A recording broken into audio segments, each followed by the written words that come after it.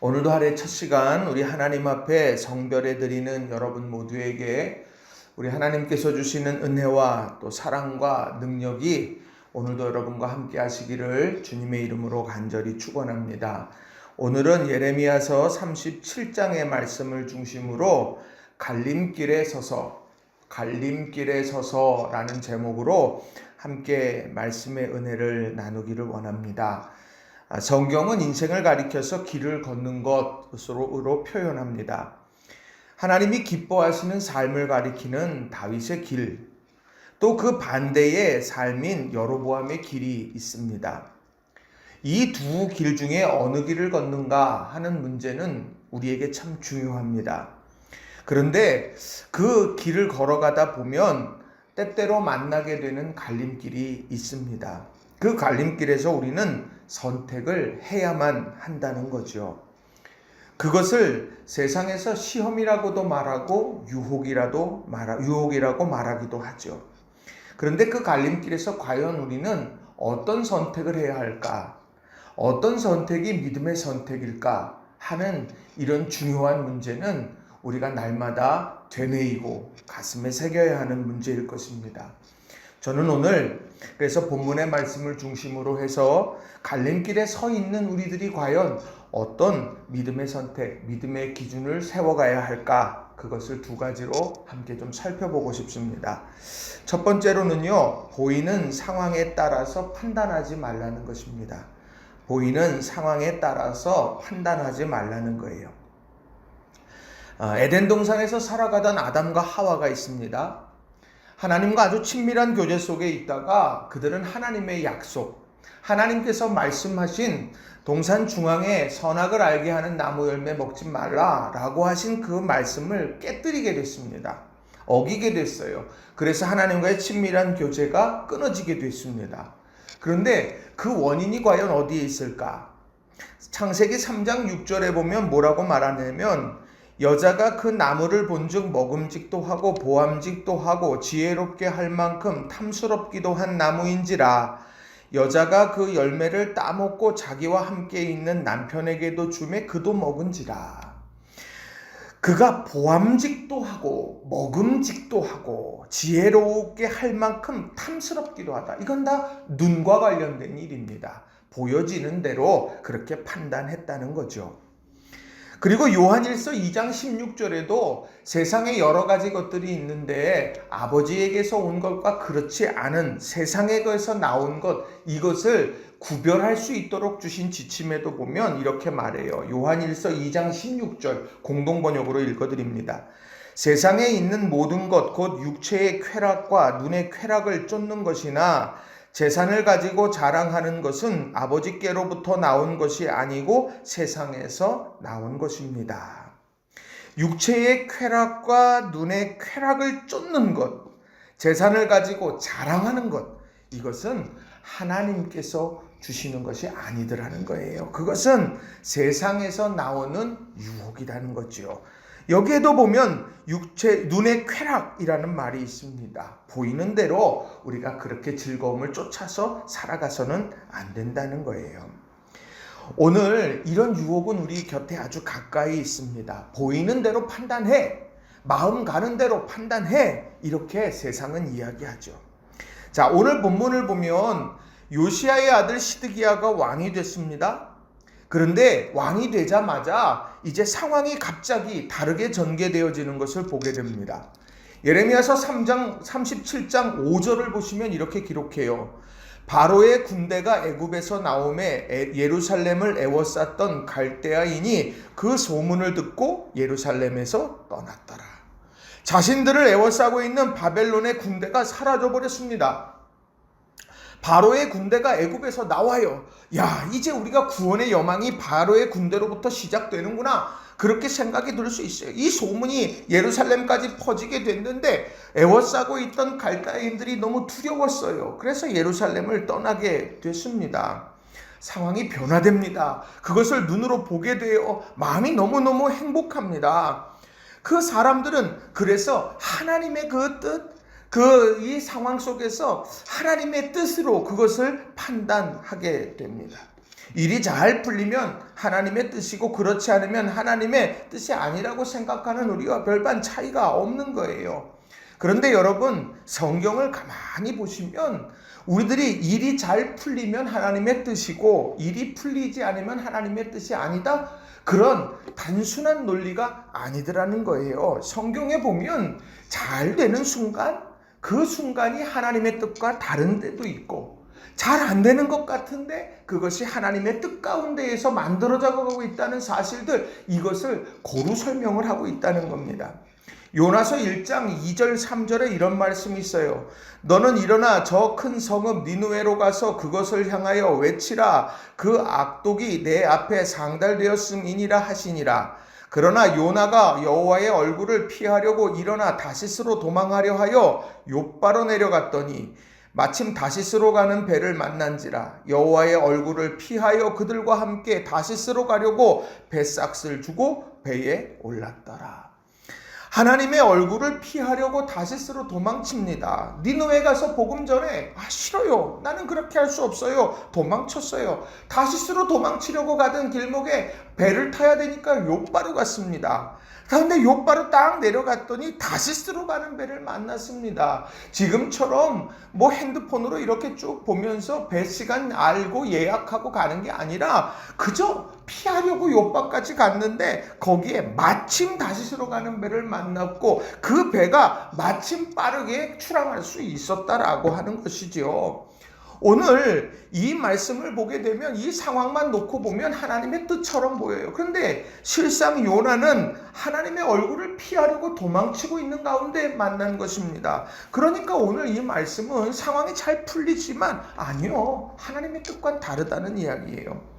또 출애굽기 13장 17절 18절에 보면 출애굽을 하게 될 때의 여정에 대한 이야기가 나오는데 17절 18절은 이렇게 기록합니다.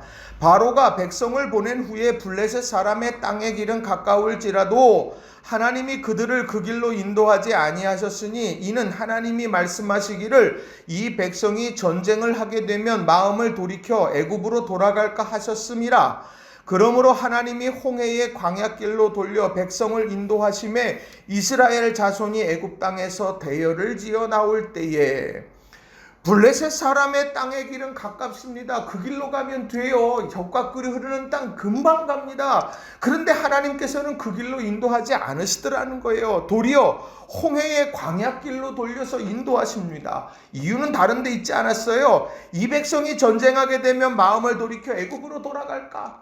하나님께서 약속하신 약속의 땅을 향하여 가서 주인공이 되고 복된 하나님의 성민이 되어져서 하나님의 축복의 주인공들 되려고 하는 하나님의 원대한 계획이 있는데 사람들이 마음을 돌이켜요. 당장의 두려움 때문에, 내가 이 전쟁에서 내가 이길 수 없을 거라는 생각과 두려움 때문에 다시 내가 애굽 땅으로 가야 되겠다, 이런 생각을 하게 될까 하나님은 염려하시면서 홍해의 광야길로 돌리는 거예요. 세상의 눈으로 보면 아니 블레셋 땅으로 가는 왕의 대로 글로 가면 빠른데 그것이 형통하는 길이고 이 광야의 홍해를 지나는 광야길로 가게 되는 것은 너무도 도는 길이고 이것이 잘 풀리지 않는 것처럼 보이지만 하나님의 그런 손 안에서 그것이 아름답게 빚어져 가고 있다는 거예요. 오늘 우리에게 주는 교훈이 뭡니까? 에덴 동산에서의 일이나 세상에서 하나님에게서 온 것과 세상에서 온 것을 구별하게 되어지는 지침이나,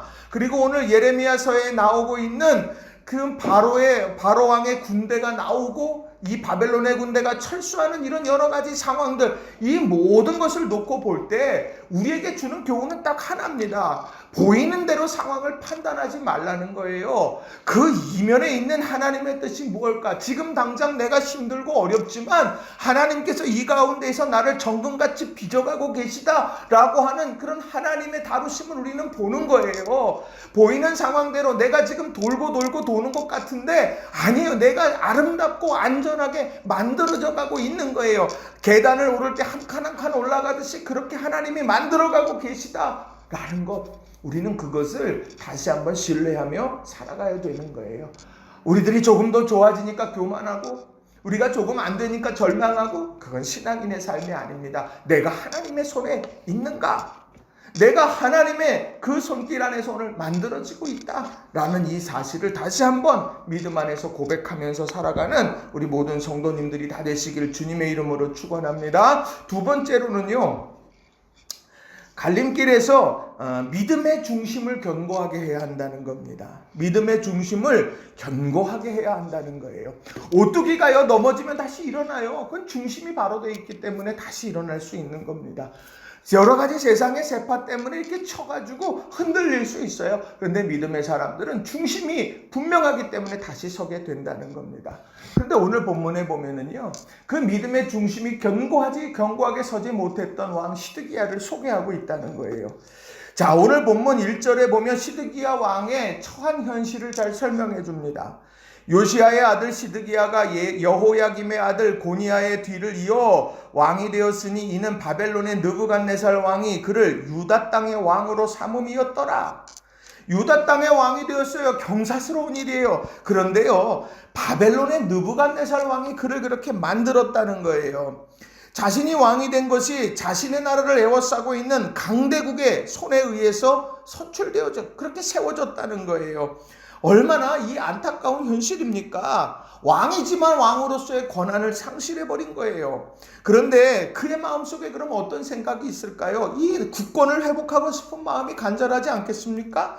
그래서 그가 왕이 되자마자 기도를 요청합니다. 3절을 보세요. 시드기야 왕이 셀레마의 아들 여후갈과 마아세야의 아들 제사장 스바냐를 선지자 예레미야에게 보내 청하되 너는 우리를 위하여 우리 하나님 여호와께 기도하라 하였으니, 어떤 기도의 내용이겠습니까? 지금 에워싸고 둘러싸고 있는 모든 이런 바벨론의 군대들이 다 떠나가게 해달라, 그 기도 아니겠어요? 그렇게 하는 것이 정말 내 소원입니다 하는 그 기도 아니겠느냐는 거예요. 그런데 기도하던 중에 어떤 일이 일어나게 됩니까? 바로 바로의 군대가 애굽에서부터 나와요. 경사스러운 일이죠. 갈대인이 포위를 풀고 도망칩니다. 두려움 속에서 도망쳐요. 내 마음의 소원이 다 이루어지는 거예요. 얼마나 감격스러운지 몰라요. 그런데 그 순간에 하나님께서 예레미야에게 말씀하시더라는 거예요. 7절과 8절입니다. 이스라엘의 하나님 여호와께서 이와 같이 말씀하시니라. 너희를 보내어 내게 구하게 한 유다의 왕에게 아뢰라. 너희를 도우려고 나왔던 바로의 군대는 자기 땅 애굽으로 돌아가겠고 갈대아인이 다시 와서 이 성을 쳐서 빼앗아 불사르리라. 기도했더니 상황이 바뀌었다고 생각했어요. 그런데 하나님은 기도한 그들에게요, 다른 말씀을 주셨어요. 9절에 아주 그냥 쐐기를 박습니다. 여호와께서 이와 같이 말씀하시니라. 너희는 스스로 속여 말하기를 갈대아인이 반드시 우리를 떠나리라 하지 말라. 그들이 떠나지 아니하리라. 너 스스로 속여서 서로 말하지 마. 지금의 이 상황을 보면서 갈대아인이 완전히 떠났어. 완전히 떠났어. 그렇게 착각하지 마. 그들은 다시 올 거다. 이렇게 말씀하고 있습니다. 내 기대와는 다른 대답 아닙니까? 사람들은 이제 그 메시지를 전하는 예레미야가 너무도 싫었습니다. 사람들은 분노했어요. 그래서 예루살렘을 잠시 떠나려고 나아가던 예레미야를 딱 잡아요. 그리고는 그에게 갈대아인에게 항복하러 가냐, 그렇게 하면서 이 매국노라고 질투하면서 고관에게 끌고 가고 고관도 그를 때리고 가두어 버렸어요. 하나님의 말씀을 부정하고픈 사람들의 마음일 거예요. 내 소원이 이런데 왜 하나님은 왜 그렇게 한다고 너는 얘기해? 너 얘기하지 마. 지금 이렇게 이야기하고 있는 거죠. 자, 그런데 시드기야는 그런 상황 속에서 다시 하나님의 뜻을 구해요. 하나님, 이게 정말 하나님의 뜻인가 알고 싶어 해요. 그래서 16절 17절에 보면 예레미야가 뚜껑 씌운 웅덩이에 들어간 지 여러 날이 지났을 때 사람을 보냈어요. 그리고 그를 이끌어내서 왕궁으로 불렀습니다. 그리고 묻습니다. 여호와께로부터 받은 말씀이 있느냐? 이 상황 속에서 내 소원은 이것인데, 이것이 이루어져 가고 있는데, 그런데 여호와께로부터 받은 말씀 그건 있냐? 그랬더니 예레미야가 대답했지요. 17절에 보면 왕이 이 바벨론 왕의 손에 넘겨질 것입니다 라고 말합니다. 얼마나 답답해요. 자기의 소원과 하나님의 뜻, 하나님의 말씀, 이 두 가지가 시드기야 앞에 놓여진 거예요. 시드기야가 그것을 놓고서 어떤 결정을 할까요? 어떤 것이 믿음의 결정일까요? 근데 그의 그 순간에 그의 선택은 21절에 이렇게 말해요. 이에 시드기야 왕이 명령하여 예레미야를 감옥들에 두고 떡 만드는 자의 거리에서 매일 떡 한 개씩 그에게 주게 하며 성중에 떡이 떨어질 때까지 이르니라. 예레미야가 감옥들에 머무니라. 그를 감옥으로 다시 보냅니다. 하나님의 뜻이 무엇인지 물었어요. 그것을 저가 예레미야를 통해 들었어요. 그렇다고 하면 그것에 믿음의 방점을 찍어야 되는데 내 소원이 이거예요. 하나님께서 그렇게 원하셔도 나는 내 소원이 더 중요한 겁니다. 그렇게 이야기하고 있다는 거예요. 그런 부분에서 보면 이 믿음이라는 것은 뭐냐면요, 내가 결과는 하나님 앞에 맡겨드리는 것이 믿음이에요. 내 소원을 하나님 앞에 아뢰입니다. 세상에 잘 되기를 소원치 않는 사람이 어디 있겠습니까? 또 삶 속에서 내가 원하고 정한 때, 내가 기대하는 때, 또 내가 삶 속에서 소망하는 모든 것들이 다 이루어지기를 그렇게 애타게 기다리지 않는 사람들이 어디 있겠습니까?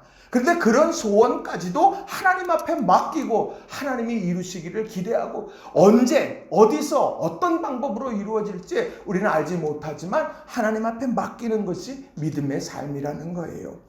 하박국서 3장 17절 18절 이렇게 말해요. 비록 무화과 나무가 무성하지 못하며 포도나무에 열매가 없으며 감람나무에 소출이 없으며 밭에 먹을 것이 없으며 우리의 양이 없으며 외양간에 소가 없을지라도 나는 여호와로 말미암아 즐거워하며 나의 구원의 하나님으로 말미암아 기뻐하리로다. 아니, 농부가 소출 걱정을 안 해요. 그 농부가 또 외양간에 소가 없는데 즐거워해요. 그것은 그렇게 나락으로 떨어지라는 이야기가 아니에요. 오늘 그런 삶의 상황을 만날 때는 나는 여호와로 말미암아 즐거워합니다. 하나님이 나를 회복해 하실 겁니다. 하나님께 소망을 두는 삶을 이야기하는 거죠. 결과는 하나님 앞에 맡기는 거예요. 다니엘서 3장 17절 18절도 이렇게 말해요. 왕이여, 우리가 섬기는 하나님이 계시다면 우리를 맹렬히 타는 풀무불 가운데서 능히 건져내시겠고 왕의 손에서도 건져내실 것입니다. 그렇지 아니하실지라도 왕이여, 우리가 왕의 신들을 섬기지도 아니하고 왕이 세우신 금신상에 절하지도 아니할 줄을 아옵소서. 그리 아니하실지라도 나는 사랑합니다. 그리 아니하실지라도 나는 하나님 섬기겠습니다. 이게 바로 믿음의 사람들의 모습입니다. 오늘 우리가 이런 갈림길에 늘 서 있는 거예요. 내 소원과 하나님의 말씀 사이에 있는 거예요. 오늘 이런 믿음의 결단, 이 갈림길에서 결과를 하나님 앞에 맡기고 믿음 안에서 진실하게 걸어가는 저와 여러분이 되기를 간절히 바랍니다. 말씀을 정리합니다. 오늘 말씀을 준비하면서 전도서 9장 1절의 말씀을 떠올렸습니다. 전도서 9장 1절은요, 이 지혜자의 고백입니다. 모든 것을 다 경험했던 솔로몬 왕이 고백합니다. 이 모든 것을 내가 마음에 두고 이 모든 것을 살펴본 즉 의인들이나 지혜자들이나 그들의 행위나 모두 다 하나님의 손안에 있으니 사랑을 받을는지 미움을 받을는지 사람이 알지 못하는 것은 모두 그들의 미래의 일들임이니라. 오늘 지금 바로의 군대가 애굽에서 나오기 때문에 기뻐하고 있느냐? 아니다. 미래는 하나님의 손에 있는 거고, 또 예루살렘을 에워쌌던 바벨론 군대가 그 소문을 듣고 무서워 예루살렘을 떠난 거, 그것이 즐겁냐? 아니, 그것 때문이 아니라 오늘 지금 이 순간 모두 다 하나님의 손안에 있기 때문에 기뻐해야 되는 것, 이게 바로 오늘 믿음의 아름다운 선택이고 갈림길에서 기억해야 되는 것이라는 거예요. 오늘 우리가 믿음 안에서 살아가게 될 때 여러분 꼭 기억하셨으면 좋겠습니다. 보이는 상황을 따라 판단하지 말라. 함께 하시는 하나님의 음성, 우린 그걸 듣고 또 갈림길에서 믿음의 중심을 견고하게 해야 합니다.